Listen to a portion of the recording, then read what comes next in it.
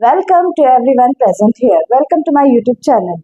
आज हम पढ़ने वाले हैं क्लास 10th का फिजिक्स का चैप्टर नंबर 2, जिसका नाम है the human I and colourful world. अब देखिए, सबसे पहले फिजिक्स में बहुत सारे टॉपिक्स हैं इस चैप्टर में, पर जो मोस्ट इम्पॉर्टेंट टॉपिक है वो क्या है? आई, जिसके बारे में हम पढ़ने वाले हैं।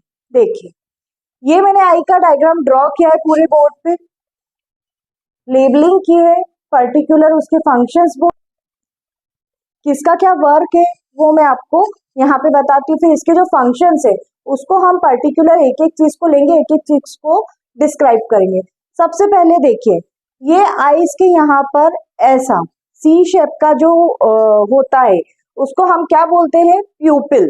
That is called प्यूपिल। जो सी शेप का ये स्ट्रक्चर है, इसके अंदर एक ऐसा लीफ लाइक स्ट्रक्चर होता है क्लोज्ड, दैट इज कॉल्ड प्यूपिल। प्यूपिल क्या होता है भाई? कलर सेंटर होता है। ठीक है, क्या होता है? प्यूपिल कलर सेंटर होता है, एक्वस ह्यूमर होता है, वाटरी फ्लूइड होता है। ठीक है, ये एक मैंने आपको इसका बताया है कि इसका क्या वर्क। एक्वस ह्यूमर क्या होता है? इससे आंसू, वाटरी फ्लूइड मतलब जो आंसू टीयर्स होता है वो इसके कारण जनरेट होता है। उसके बाद आता है यहाँ पे ये जो नीचे वाला पोर्शन रहता है प्यूपिल का, that is called iris. Iris क्या होती है? डार्क मस्क्यूलर होती है। ओके, फिर उसके थोड़े से नीचे आते हैं हम, तो आता है कॉर्निया। कॉर्निया में क्या होता है? Light takes place through cornea, इससे लाइट होती है। उसके बाद में क्या आता है? विट्रस। विट्रस ह्यूमर क्या होता है? ये डिफरेंस बिटवीन रहता है लेंस और रेटिना के, यहाँ पे एक जेली लाइक सब्सटेंस प्रेजेंट होता है। ठीक है, दैट इज कॉल्ड विट्रस। इन सबके फंक्शंस में आपको बताऊंगी, बट अभी सिर्फ इनका वर्क बता रही हूँ कि ये कहाँ प्रेजेंट होते हैं और क्या काम होता है इनका हमारी आई में। ओके, उसके बाद आता है हमारा सीलियरी मसल्स। भाई सीलियरी मसल्स कहाँ प्रेजेंट होती है? ये देखिए, प्यूपिल के ऊपर के वाले पार्ट में और नीचे वाले पार्ट में, ये पूरा पार्ट जो कवर किया है ये किसने किया है? सीलियरी मसल्स ने। इसका वर्क क्या होता है? Adjust the length according to distance of object. मतलब कि ये एडजस्ट करता है लेंथ को according to distance of object. जितनी दूरी है ऑब्जेक्ट पे उसको उसके अकॉर्डिंग ये मसल्स को कॉन्ट्रैक्शन एंड रिलैक्सेशन का वर्क करता है। That is called ciliary muscles. आप देखते हैं कोई दूर की चीज अगर हम देख रहे हैं धूप में, तो हमको थोड़ा सा आंखों के ऊपर शेडो डालनी पड़ती है क्योंकि हमको नहीं वो मेजर हो पाता है। तो वो वर्क कौन करता है? सीलियरी मसल्स, कि पास का ऑब्जेक्ट कैसे देखते हैं, दूर का ऑब्जेक्ट कैसे देखते हैं। Then we come on retina. What is the work of retina? Object formed on retina, it has rod cell and cone cell. इसकी सेल्स कैसी होती है? रॉड सेल या फिर कोन सेल्स होती हैं। ऑब्जेक्ट फॉर्म होता है इस पे, फिर हमको दिखता है। उसके बाद आते हैं हम लास्ट में ऑप्टिक नर्व। इसका भाई बहुत ज्यादा इंपॉर्टेंस होता है हमारी आई में, क्योंकि इसका नाम ही ऑप्टिक नर्व है। It has interconnected with rod cell. ये इंटरनली कनेक्टेड होती है रॉड सेल से और कोन सेल से। Give signals to the brain. मतलब हम कुछ चीज देखते हैं तो सबसे पहले हमारी आईज देखती हैं, तो उसको देखने के बाद तुरंत ही इतनी फास्ट वर्किंग होती है कि हमारा ब्रेन बोलता है कि दिस इज राइट कलर। अब मैंने डायग्राम के बाद में इसका डिस्क्रिप्शन आपको बताती हूँ आई का। Human I, it is a sensitive organ of a human body. Human body का बहुत ही सेंसिटिव ऑर्गन है, और अगर ये नहीं हो तो हम आसपास की चीजों को देख भी नहीं सकते हैं with the help of different parts of the human आई। अब सबसे पहले नंबर पे आता है स्क्लेरेटिक लेयर। ये कौन सी लेयर होती है? ये आउटर मोस्ट पार्ट होता है हमारी आईज का, जो व्हाइट कलर का होता है, जो प्रोटेक्ट करता है एक्सटर्नल इंजुरीज से हमारी आई को। नेक्स्ट आता है कोराइड। ये लाइट डार्क पिगमेंट होता है जो कि प्रिवेंट करता है इंटरनल रिफ्लेक्शन से। ठीक है, थर्ड आता है रेटिना। रेटिना का क्या वर्क होता है, फंक्शन होता है? ये सेंसिटिव मेम्ब्रेन है, सिचुएटेड रहती है back side of the eye. Okay, after choroid retina acts as a screen for eye image and object are formed on the retina with the help of eye lens. Lens की help से इससे object दूर का या पास का देख सकते हैं। It contains large number of sensitive sales. इसमें बहुत सारी सेंसिटिव सेल्स होती है जिसको कि हम रॉड सेल्स या कोन सेल्स भी कहते हैं। उसके बाद होते हैं हम कॉर्निया पे। कॉर्निया क्या चीज होती है भाई? Cornea, it is a transparent bulging front part of eye, cornea allowed light from the outer object to enter into the eye. Most of the refraction of incoming light takes place through the cornea. अब ये चार functions समझा दिए मैंने. अगर आपको कोई doubt हो तो आप मुझे बताइए कमेंट सेक्शन. अब देखिए फिफ्थ पॉइंट है हमारा आई लेंस. आई लेंस क्या होता है? Behind iris a convex lens is made up of a transparent flexible jelly like structure. ये कैसे बनता है?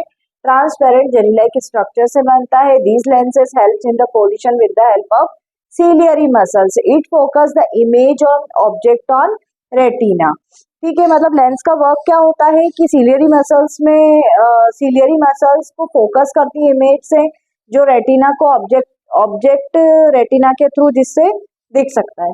उसके बाद आते हैं ऑप्टिक नर्व्स पे. ऑप्टिक नर्व्स क्या होती है? These are the nerves which connected rod cells and cone cells, जो कि rod cells and cone cell से कनेक्टेड रहती हैं, जो ट्रांसफर करती है इंफॉर्मेशन किससे किस तक, ट्रांसफर सिग्नल्स करती है टू ब्रेन तक. ओके ना. फिर आता है एक्वस ह्यूमर. एक्वस ह्यूमर क्या होता है? एक वाटरी फ्लूइड रहता है जिसको कि हम मॉइस्चर प्रोवाइड करता है हमारी आई को. ठीक है, जिससे टीयर्स आते हैं. ओके, और ये सेंसेशंस के कारण भी हो सकता है. एक्वस ह्यूमर में अगर आंखों में हमारे लिक्विड आ रहा है, पानी आ रहा है, ओके, इन्फेक्शंस भी हो जाता है कभी कभी. फिर अगर इसका एक्वस ह्यूमर मतलब प्रेजेंट नहीं रहता है, मतलब प्रेजेंट तो रहता है पर अगर कुछ प्रॉब्लम्स कॉम्प्लिकेशंस आ जाती हैं, इन दैट कंडीशन ये जेली लाइक मटेरियल ज्यादा अमाउंट में रिलीज होने लगता है. फिर उसके बाद आता है ब्लाइंड स्पॉट. ब्लाइंड स्पॉट्स का आप लोगों को एमसीक्यूज बहुत ज्यादा पूछे जाते हैं. क्या होता है blind spot? Part of a retina where optic nerves leaves the eye ball. At this point no rod and no cone cells are present. इधर ना कोई रोड्स होती है ना कोई कोन्स होती है, दोनों सेल्स प्रेजेंट नहीं होती है. Hence image formed at this point is not visible. यहाँ पे ना रोड सेल्स होती है ना कोन सेल्स होती है. अगर दोनों ही सेल्स प्रेजेंट नहीं रहेंगी तो हमको ऑब्जेक्ट फॉर्म नहीं होगा, मतलब हमको सीन ही नहीं होगा ऑब्जेक्ट. उस कंडीशन में मतलब पूरा ब्लैक हो जाता है. उस स्पॉट को हम बोलते हैं ब्लाइंड स्पॉट या ब्लैक स्पॉट भी इसको कहा जा सकता है. Now we are starting yellow spot. What is yellow spot? It is a point of a retina where only cone cells are present. इसमें सिर्फ cone cells present रहती है. These yellow spots just behind the retina. ये yellow spots कहाँ present रहता है? Retina के just behind. Iris. Iris क्या होती है? Behind the cornea, the dark muscular diaphragm is known as iris. It has a color pigment. ये color pigment होता है which gives color to the eye. In the center of iris there is a hole which is known as pupil. एक whole रहता है उसको हम प्यूपिल कहते हैं. ये कंट्रोल करता है अमाउंट ऑफ लाइट कितनी आंखों में अंदर जा रही है, एडजस्ट करता है साइज का प्यूपिल. ओके, अब प्यूपिल क्या होता है? Pupil it in dim light pupil expand so that large amount of light enters into the eye. जब लाइट कम होती है तो बहुत लार्ज अमाउंट में आईज में हमारे लाइट जाती है. If the light is bright, जब लाइट बहुत ज्यादा होती है तो the size of प्यूपिल become small, तो प्यूपिल का साइज बहुत छोटा हो जाता है. द लेस लाइट हमारी आंखों के अंदर जाती है. उससे क्या होता है? जो कॉन्ट्रैक्ट होता है, डिक्रीज या इंक्रीजमेंट जो होता है साइज ऑफ प्यूपिल में, वो इसलिए होता है क्योंकि हमारी आईज को हार्म नहीं पहुंचे लाइट के कारण. ऐसा नहीं है कि लाइट आंखों के लिए जरूरी है तो बहुत बेनिफिशियल है. अगर लार्ज अमाउंट में लाइट जाएगी और अगर प्यूपिल उसको इंक्रीज या डिक्रीज नहीं करेगा साइज को, तो इससे हमारी आईज पे इफेक्ट हो सकता है. अब देखिए, अब हमको पढ़ना है 13 और लास्ट पार्ट जो बच रहा था आईज का, वो है सीलियरी मसल. सीलियरी मसल्स क्या होती है? There are the muscles which hold the eyes lens in proper place. ये ऐसी मसल्स रहती हैं जो हमारे लेंस को प्रॉपर जगह पे होल्ड करके रखती है. ठीक है. The focal length of I is not fixed like a glass slab. जो फोकल लेंथ है हमारी आई की वो फिक्स नहीं है जैसे कि glass slab, but it can change with the help of ciliary muscles according to distance of object. बस सीलियरी मसल्स की हेल्प से ये इधर और उधर मूवमेंट हो सकती है. जैसे इधर देखना है तो हम इधर घुमाएंगे तो हमारी मसल्स वर्क करेंगी इधर इधर, ऊपर नीचे, up down, left right, all directions में. अब आता है नया टॉपिक. यहाँ हमारी आई खत्म होती है. नए टॉपिक पे आते हैं हम, रोड्स एंड कोन्स. ये है तो एक्चुअली आई में इंक्लूडेड, पर आई के जो पार्ट्स थे वो सारे खत्म हो चुके हैं यहाँ पे। अब जो अलग अलग पार्ट है वो मैं आपको अलग अलग डिस्टिंग्विश करवाती जा रही हूँ। रोड्स एंड कोन्स, रोड्स क्या होता है और कोन्स क्या होता है। तो रोड्स एक सेल्स होती है, कोन्स भी एक टाइप की सेल्स होती है, पर जो रोड सेल्स होती है वो सेंसिटिव रहती हैं, enable us to see in dim light, इसको डिम लाइट में नहीं देखा जा सकता। We can see object during dark night और dim light due to the presence of rod cells. Sorry, इसको डार्क नाइट या डिम लाइट में देखा जा सकता है, नहीं देखा जा सकता वाला दूसरा कॉन्सेप्ट है। फिर आता है कोन सेल्स। कोन सेल्स क्या होता है, these are the cone shape, ये कोन की शेप की होती है, enable us to see clearly into day light, इसको डे लाइट में नहीं देखते हैं bright light because they are sensitive in the presence of cones, causes of sensation colour of the object in our eye. उसके बाद में आते हैं हम कलर ब्लाइंडनेस, मतलब कि आपने ये एक टाइप की डिसीज भी है, इसके कारण हो जाती है। When a person can not distinguish colour then this condition is known as colour blindness. ये एक ऐसा अंधापन होता है जिसमें इंसान को कलर्स नहीं दिखते हैं, सिर्फ ब्लैक एंड व्हाइट दिखता है, मतलब उसकी कुछ ऐसे कलर लेस हो जाते हैं, कंडीशंस ऐसी हो जाती हैं, मसल्स लेस हो जाती है उस एरिया की, वहां तक रिफ्लेक्शंस नहीं पहुंचते लाइट के, उसको बोलते हैं कलर ब्लाइंड। अब क्या करना है, power of accommodation. Power of accommodation क्या होता है, the ability of human eye to adjust the focal length to form a sharp and clear image. मतलब कि जो शार्प एंड क्लियर इमेज है ऑब्जेक्ट पे, वो डिफरेंट पोजीशन पे किसकी हेल्प से होती है, सीलियरी मसल्स की हेल्प से। और ये जो होता है क्लियर दिखना ऑब्जेक्ट को, शार्प दिखना, इमेज क्लियर बनना, एडजस्टमेंट होना फोकल लेंथ में, ये सारी चीजें किसके कारण होती है, पावर ऑफ एकोमोडेशन। अब पावर ऑफ एकोमोडेशन भी दो टाइप की होती है, near point and far point. जो पास के ऑब्जेक्ट है उनके लिए और दूर के ऑब्जेक्ट है उनके लिए। पास के ऑब्जेक्ट्स के लिए क्या बोल सकते हैं, the minimum distance of an object from the eye, जो ऑब्जेक्ट्स आपकी आईज के पास में है, ठीक है, which sharp and clear image, उनसे शार्प और क्लियर इमेज बन रही है रेटिना पे without any type of strain, किसी प्रकार के स्ट्रेन के बिना, is known as near point. इसको हम least distance of the vision भी कह सकते हैं। क्या कह सकते हैं, least distance of the vision, ठीक है। It see near the 25 centimetre clear and sharp image, okay. अब आते हैं हम फार पॉइंट पे। फार पॉइंट क्या होता है, जो दूर के ऑब्जेक्ट्स रहते हैं, शार्प इमेज बनती है on retina without any strain, known as far point. For normal human eye far point is infinity. अगर नॉर्मल हमारी नेचुरल आंखें अगर हैं तो इंफिनिटी तक हम देख सकते हैं, ओके। अब आते हैं range of vision. Range of vision क्या होता है, the distance between far point and near point, इन दोनों के बीच की जो डिस्टेंस होती है वो होता है range of vision, is known as range of vision. For normal human eye, the range of vision is 25 centimetre to infinity। मतलब कि ये 25 सेंटीमीटर है, इसकी डिस्टेंस इंफिनिटी है, मतलब यहाँ पे हम सिर्फ 25 सेंटीमीटर तक देख सकते हैं, यहाँ पर हम इंफिनिटी तक देख सकते हैं। तो इन दोनों के बीच की जो चीज होती है उसको हम बोलते हैं रेंज ऑफ विजन।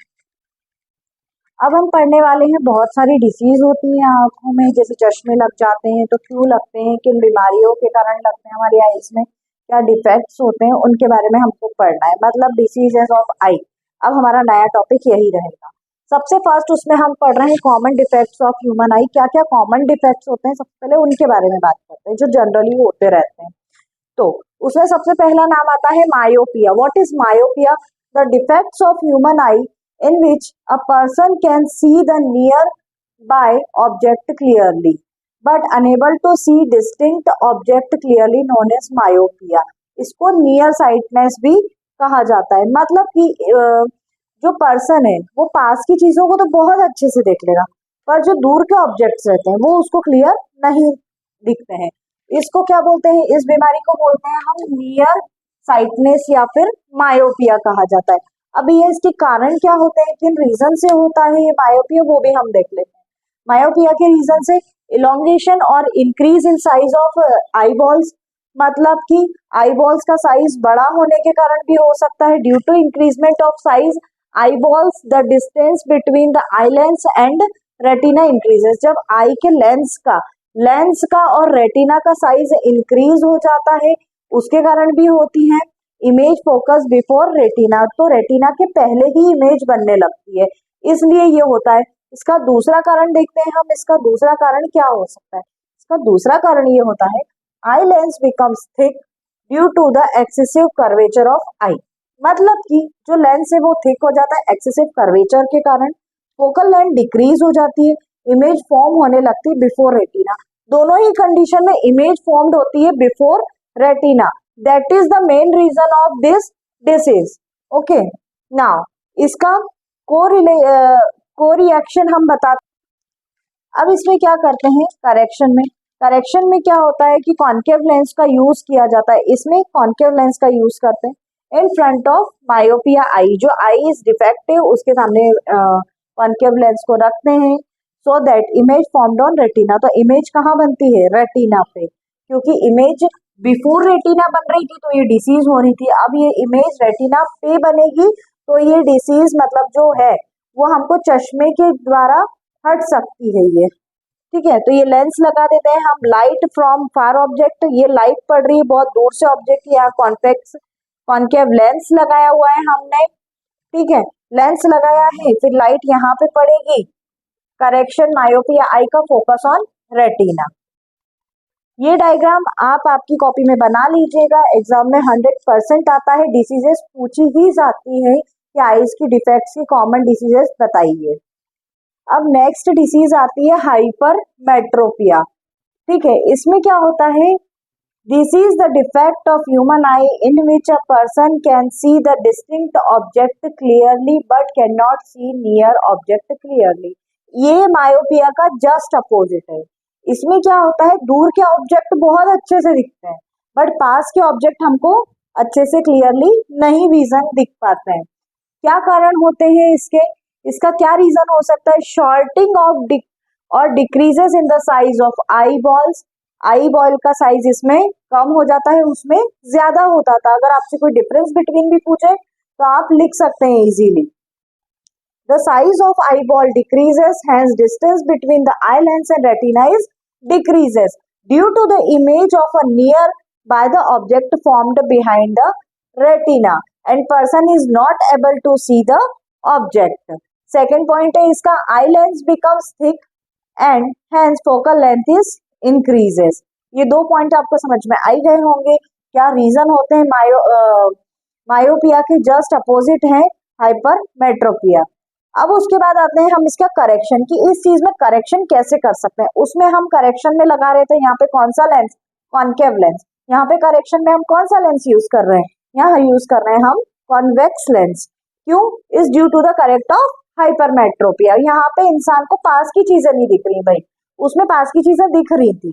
ओके, अगर मैंने यहाँ से लाइट पास करी, एक रे पास की, तो ये रे कहाँ पर जाके कन्वर्ट हो रही है, यहाँ पे रेटिना के बिहाइंड इमेज बन रही है, इसलिए यहाँ पे हम एक कॉन्वेक्स लेंस लगाएंगे ताकि जो ऑब्जेक्ट है जिसको पास की चीजें नहीं दिख रही है उसको पास की चीजें क्लियरली विजिबल हो सके। अब हम देखने वाले हैं presbyopia.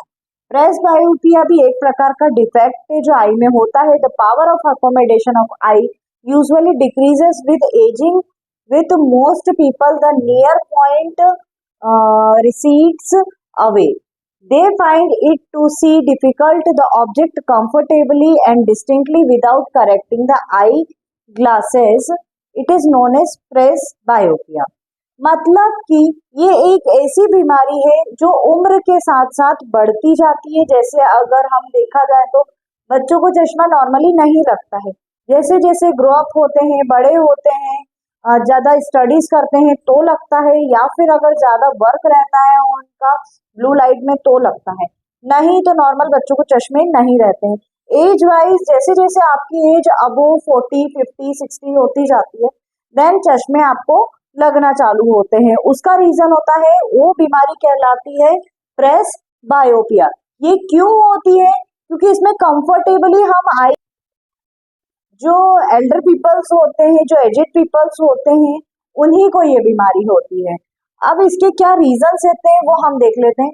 It arises due to the gradual weakening of ciliary muscles and diminishing flexibility of the eye. अब उम्र के साथ साथ उनकी जो सिलियरी मसल्स होती हैं वो कमजोर हो जाती हैं उम्र के साथ साथ उनकी बॉडी के सारे पार्ट्स कमजोर हो जाते हैं। तो फिर आंखों की बात है तो आंख तो ज्यादा सेंसिबल ऑर्गन है हमारा, वो तो कमजोर होना ही है। डिमिनिशिंग फ्लेक्सिबल, उनको उनकी फ्लेक्सिबिलिटी कम हो जाती है, दैट्स वाई डिसीज होती है।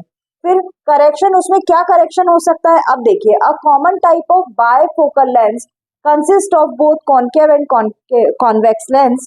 The upper portion consist concave lens and it facilitates distinct vision while lower part of convex lens and it is used for near vision। अब देखिए, इसमें दोनों टाइप के लेंसेस लगते हैं, कॉन्केव लेंस भी लगता है और कॉन्वेक्स लेंस भी लगता है। क्यों लगता है? क्योंकि किसी की आई में ये प्रॉब्लम रहती है कि भाई फार के ऑब्जेक्ट नहीं दिख रहे, किसी को ये प्रॉब्लम रहती है नियर के ऑब्जेक्ट नहीं दिख रहे, तो दोनों लेंस का यूज होता है। मैंने लिखा है यहाँ पे, bifocal lens consist of both concave and convex lens. Okay, यहाँ पे हमारी तीनों डिसीजेस खत्म होती है।